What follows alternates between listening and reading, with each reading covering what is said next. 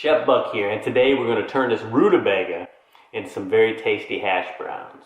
Now you can use a rutabaga like a potato, but it's from the cabbage family. Looks like a turnip, but it's more yellow than white, and it's not as tart as a turnip. So the first thing I'm going to do is I'm going to lop off kind of the end of this, boom, and then I'm going to cut off.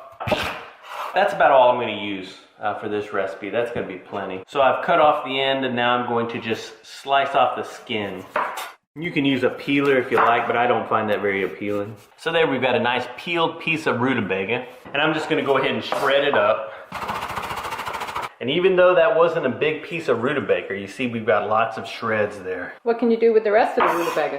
One of our favorite things to do is kind of roast it up. Put it in a pan, toss it with some oil and seasoning.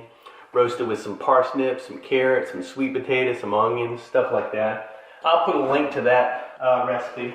This is what Camera Girl did. She made a soup with rutabaga. You can't really see it, but there's rutabaga in there. So anything you can do with a potato, you can do with a rutabaga. So now we got our rutabaga all shredded up. Now we want to get some of the water out of here because this is a very wet ingredient. So for a hash brown, since we want to fry it up, we want to get some of the water out. So I'm going to put a little bit of salt in there. Mix it up, and that salt is going to help to draw the water out of the rutabaga, and then we'll squeeze as much of that water out of there as we can. And then we'll set this aside and we'll let this do its magic while we get the other ingredients ready.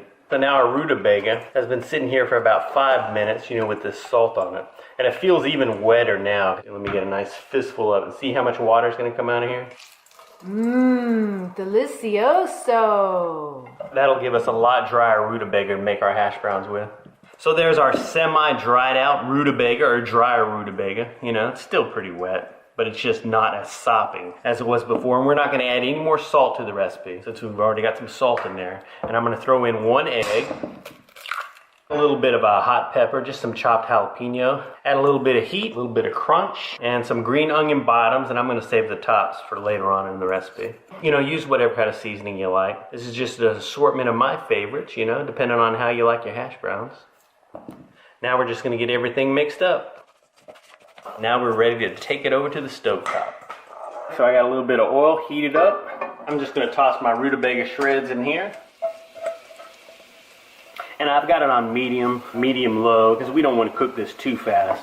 So I'm just going to go ahead and spread it out. The thing with hash browns is you want to give it a little bit of time to cook up. We'll go ahead and leave them alone, let them get a little bit of color on that one side before we turn them over. Alrighty, after a few minutes, just give them a little bit of a stir.